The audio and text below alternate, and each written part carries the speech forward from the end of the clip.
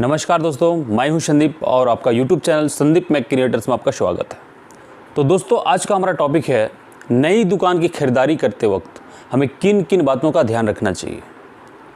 दोस्तों, हम में से 90% लोग जो नई दुकान की शुरुआत करते हैं, हमारे पास पूंजी का अभाव होता है।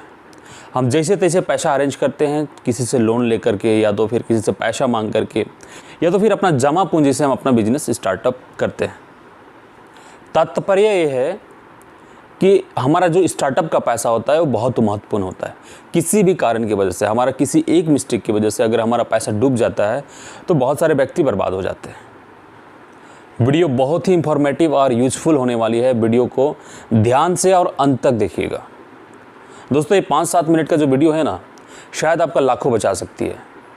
और जहाँ आपको लगे कि ये वीडियो यूजफुल नहीं होने वाला है, आपके लिए टाइम वेस्ट कर रहा है, आप ब्लॉक मार दो। तो चलिए पॉइंट्स पे आते हैं।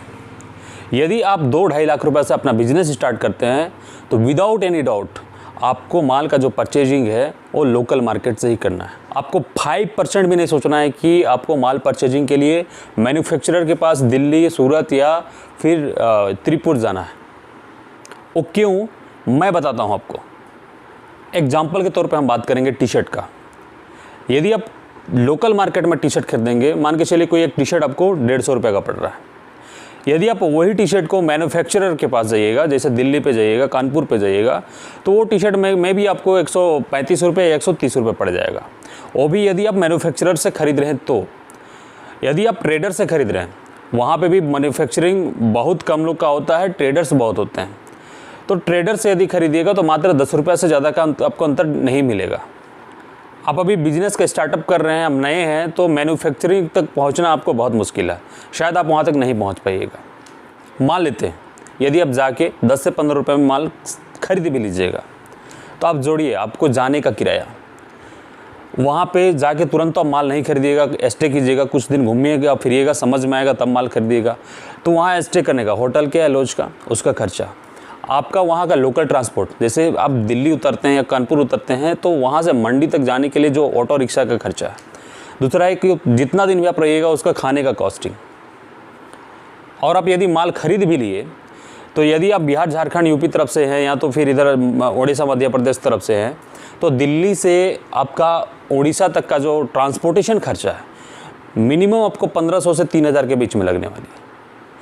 आप यदि पूरा टोटल खर्चा को आप ऐड करेंगे और आप मात्र 2-2.5 लाख रुपए से कम का माल खरीदे हैं, तो आपका जो लोकल मार्केट में जितना का पड़ रहा था शायद उससे ज़्यादा ही पड़ जाएगा।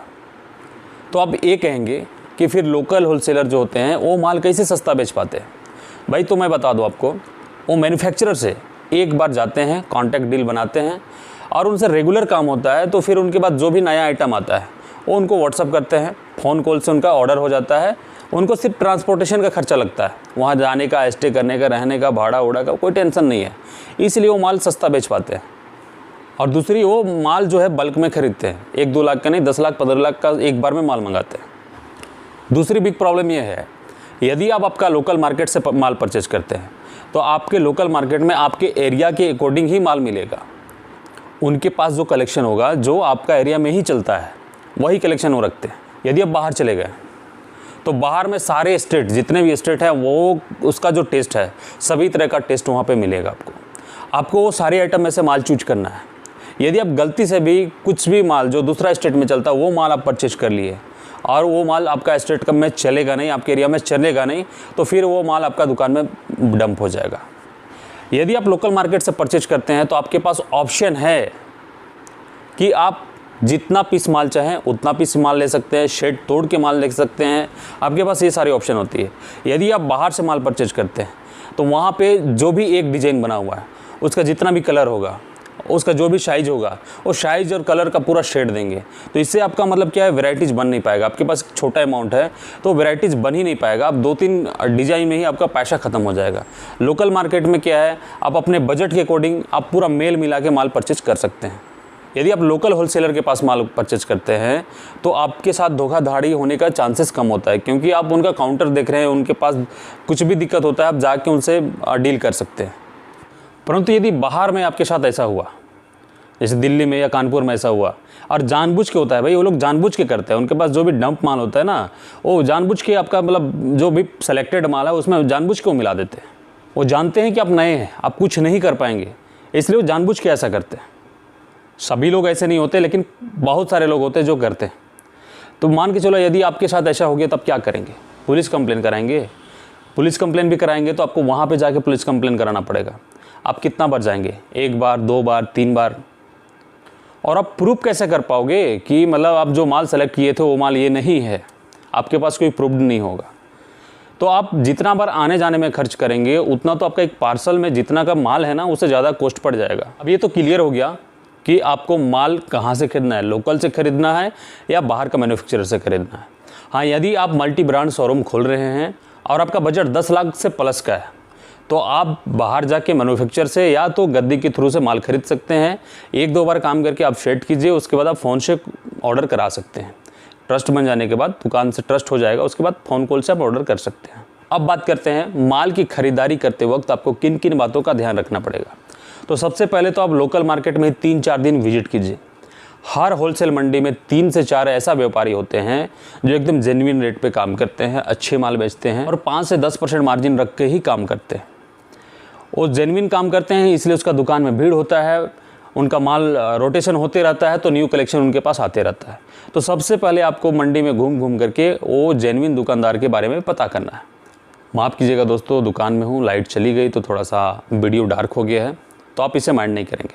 तो दोस्तों ये पता करना है आपको कि कौन सा होलसेलर जेन्युइन है, जो जेन्युइन मार्जिन पे काम करता है, न्यू कलेक्शन रखता है।